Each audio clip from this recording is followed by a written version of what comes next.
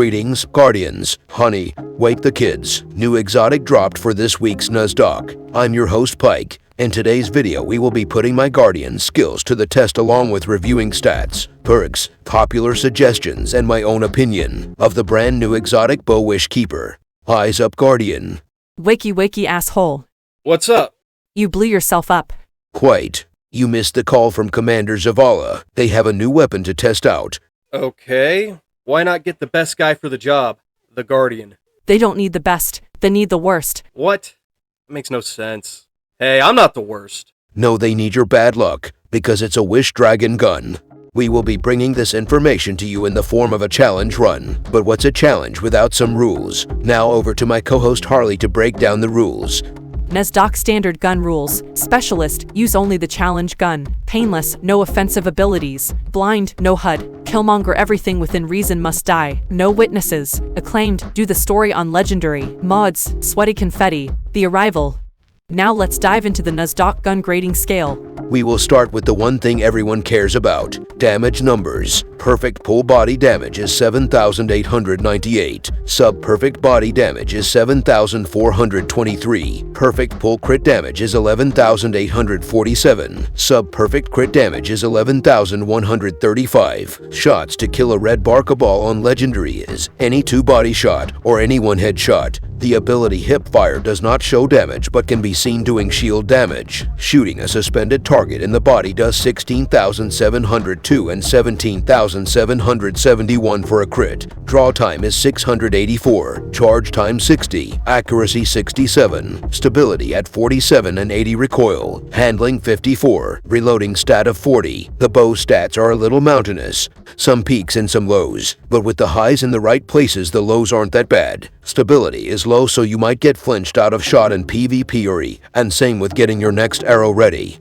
Bracket 1. Stat distribution and numbers. For the stat bracket, this gun gets a 7 out of 10. The stats are weighted towards accuracy and aim assist, so it wants to land its shots. You can build into that, but that will leave a big gap between your high and low stats, or you can build for a very middle overall stat.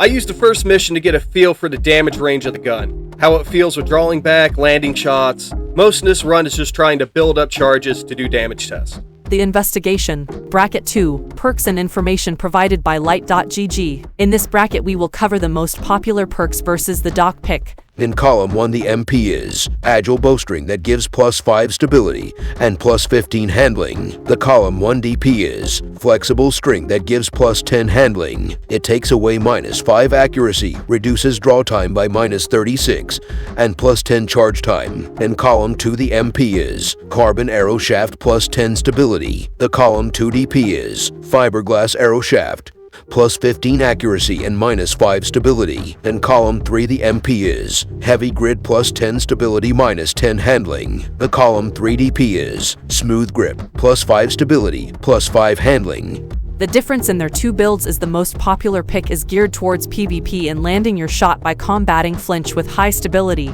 The doc pick is more about landing that crit with higher accuracy and being able to move around and not feel so clunky with more handling. Total 10 out of 10. Because this bow can be crafted, you can pick your best roll, so you shouldn't have any bad stats unless you picked it. Most of this mission is getting used to range and letting off as many arrows as I can. Bracket 3. Competitive.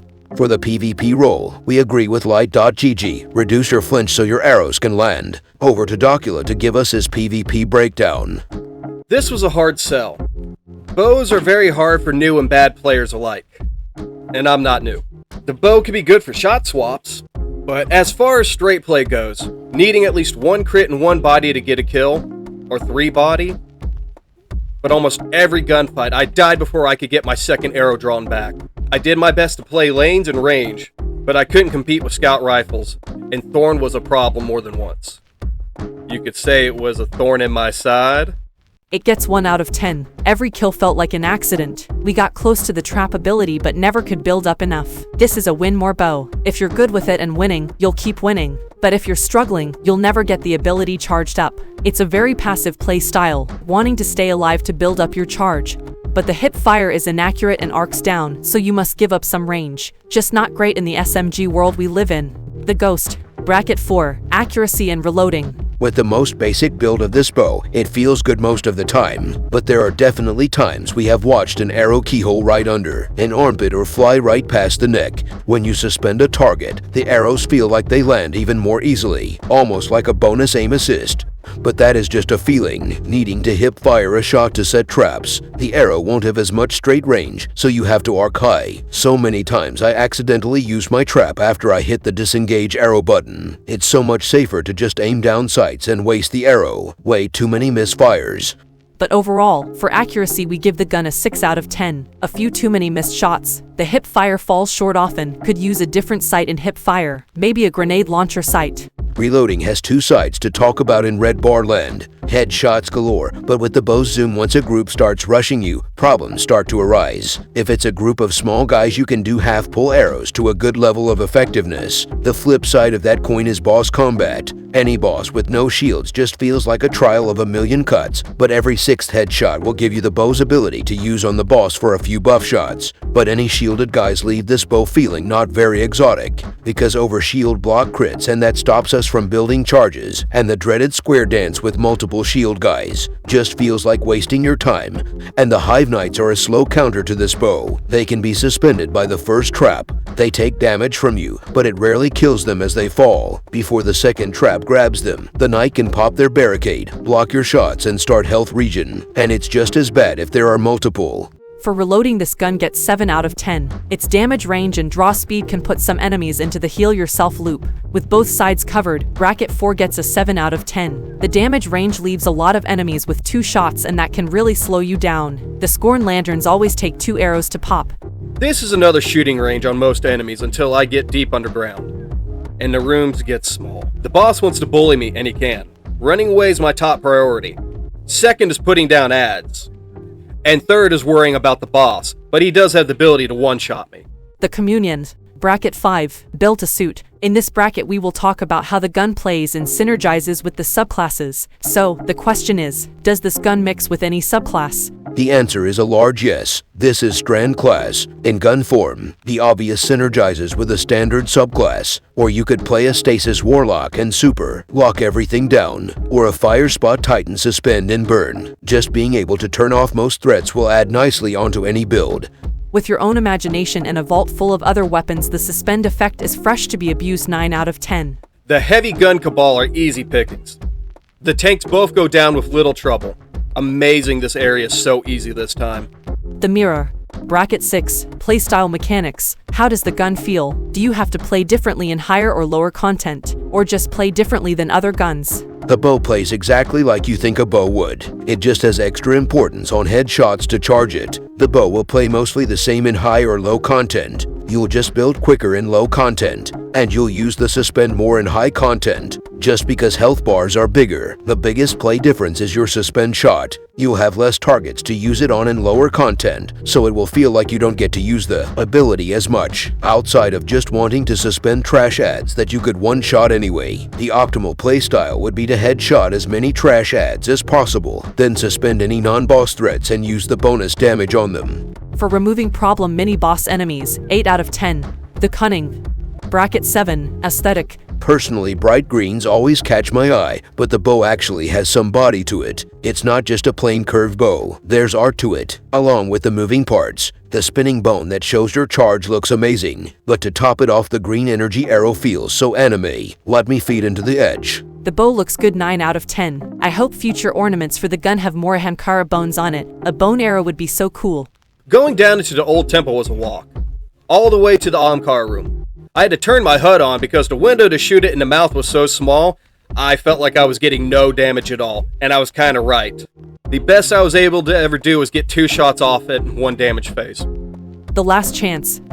Bracket 8. Acquisition. This bracket is all about how hard it is to get a roll at all. This gun is not part of any DLC, has nothing to do with a raid. As of right now, the bow is tied to the Season of the Wish, like other past seasonal exotics. So, it's reasonable that after this season it will be added to the rotating crafting playlist. As of right now in the Season of the Wish, getting this bow is super easy, 9 out of 10. They almost give it to you. After this season, it could cost you some cash if you never own Season of the Wish. Follow-up information for future Guardians. As of Season of the Wish, if you wanted to get an old seasonal exotic but you never owned that season, the only way to unlock the exotic or its mission is to upgrade your base expansion. For example, go from base Lightfall to the Deluxe Edition, because there is no way to go back, and purchase just one expired season.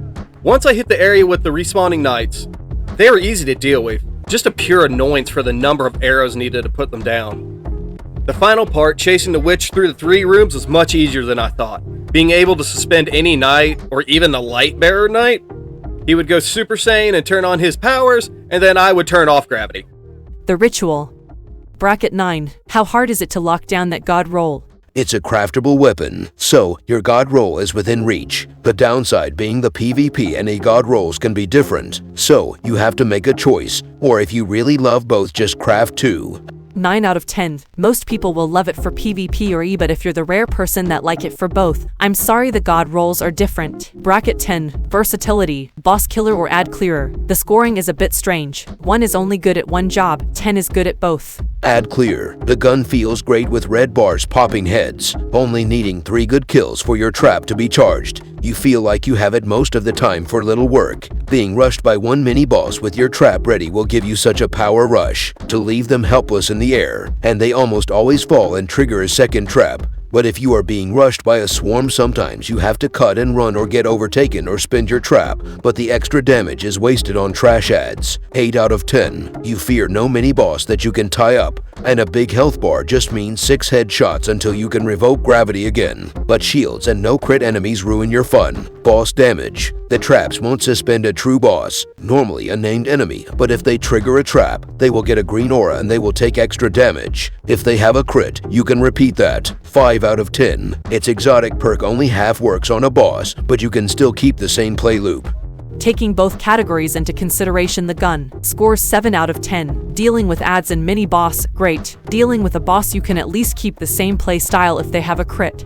The final boss rush was a little challenging, like it always seems to be. All 3 light-bearing hive were easy to put down. They would pop their super and I would revoke gravity. Savathun was the biggest problem. Every other attack was that pushing Nova Bomb. She really just wanted to throw me around this game. The final room was challenging and completely easy both at the same time. Get the ×2 buff instead of getting the big 3-stack buff. I chose to stay at 2, so I don't have to worry about a timer, and I can't see the timer with no HUD. Also, the gun lacks any burst damage to make the ×3 buff worthwhile. The subtotal for brackets 1 through 10 is 76, but that's not all the points. It's time for bonus gun memes. Making our way over to Google Images and looking up Wishkeeper. A bowmain when asked if Wishkeeper is good. He does exactly what I do, but better. My fire team smashing the Vex offensive final boss, me running around trying to get precision bow kills. Get Wishkeeper solo easy cheese and more when people tell you there's cheese on the cue card. With 3 extra points, that puts Wishkeeper at 79 and high B tier. Thank you for watching to this point. If you really made it this far, you may have more endurance than Docula. I've set up a Patreon. Over there I do polls to see what challenges you guys want, and you can always throw horrible painful things my way.